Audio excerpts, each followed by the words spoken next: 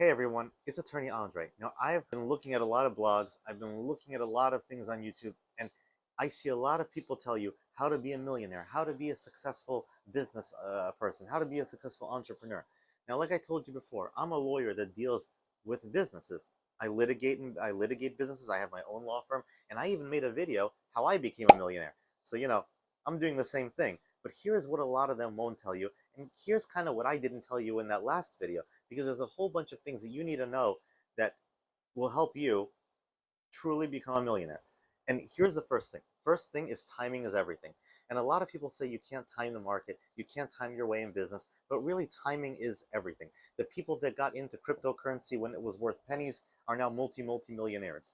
They didn't time it specifically, they just got in at the right time. It's a lot of luck. So a lot of people say that business is not about luck, it's about skill, but I got to tell you something. There is a big luck component part of it, and any successful entrepreneur will admit it to you. If you ask them if luck plays a part, they'll admit it to you. I think even Mark Cuban said it, that luck played a big part.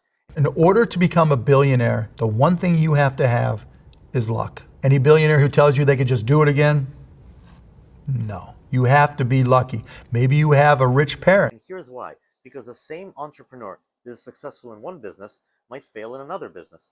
Take a look at Kevin O'Leary, take a look at Mark Cuban, take a look at Donald Trump, take a look at all of these entrepreneurs that make billions and billions of dollars.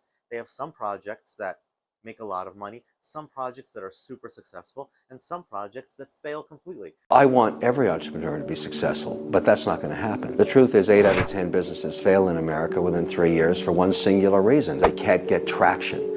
They can't get viral. They can't get people to their site or their business. You need a great idea. You need a certain type of motivation. You need a team most often that helps each other and augments the weaknesses. I've got 39 portfolio companies, and any one day that phone's going to ring. Some euphoric outcome, something amazing happened to one of my companies, and some disaster is happening to another one. That happens every single day. That is the ebb and flow of life as an entrepreneur, and I'm used to it. But if you're just starting off, it's very hard to stomach. But the businessman, the person that's building the business, it's the same person. So why is it that some projects fail and some projects don't? It has a number of different factors. Maybe it's your partner, maybe it's a whole bunch of different things. But here's the reality of it. It's all these things that you can control. So what do we call things that you can control? Well, we call it fate. And another way of saying the fate is smiling upon you or the fate is in your hands is luck, whether you actually have luck. So luck plays a big part. Now, it's not the whole thing. You can be unlucky and still make it and still have a successful business, but luck and timing plays a big part. Did you get in at the right time? Did you get in at the stock market at the right time? Did you buy your real estate at the right time? A lot of people bought real estate in 2019, and in 2020, they realized that their house is worth substantially more. They didn't do a thing except buy real estate in 2019. Now, I was buying real estate in 2019, and you know what real estate agents told me? They told me not to buy because it's the top of the market, that I should wait. And if I were to wait like a year or two or whatever it is, the prices will go down. But look at this. If I waited a year or two, I would have had to pay double. So nobody knows.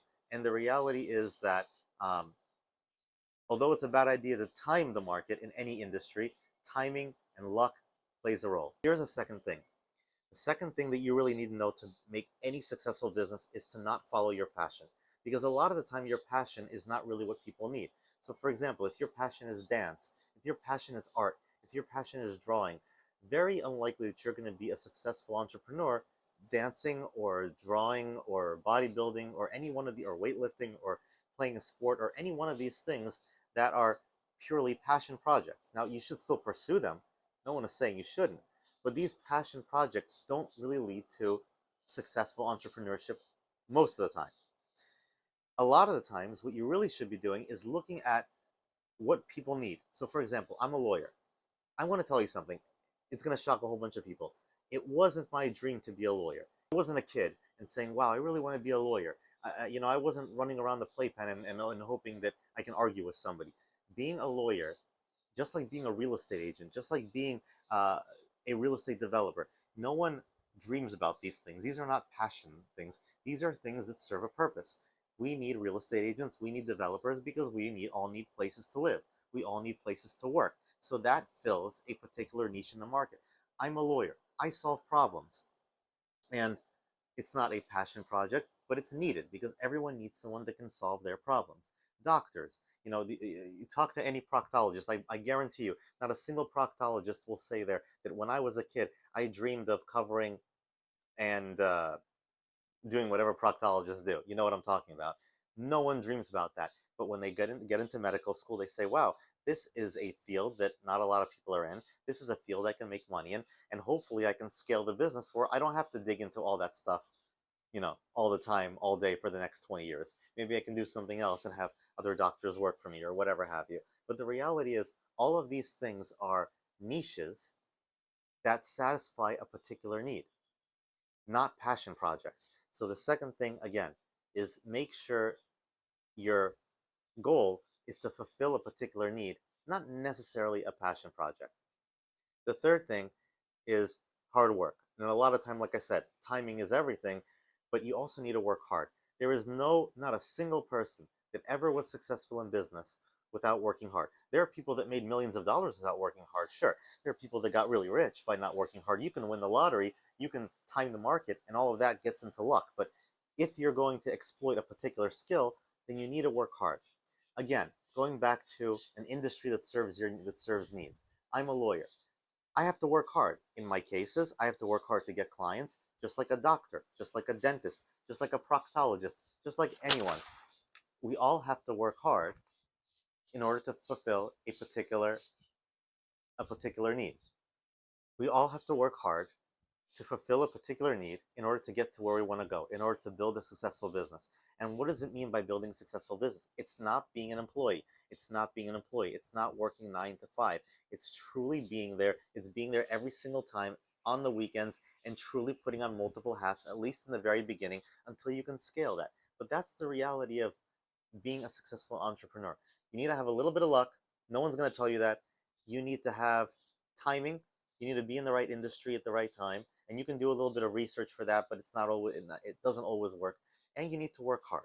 And those are really the things that you can do to be successful. And it doesn't matter if you're a plumber, and it doesn't matter if you're in construction, and it doesn't matter if you're in some blue collar job or some white collar job.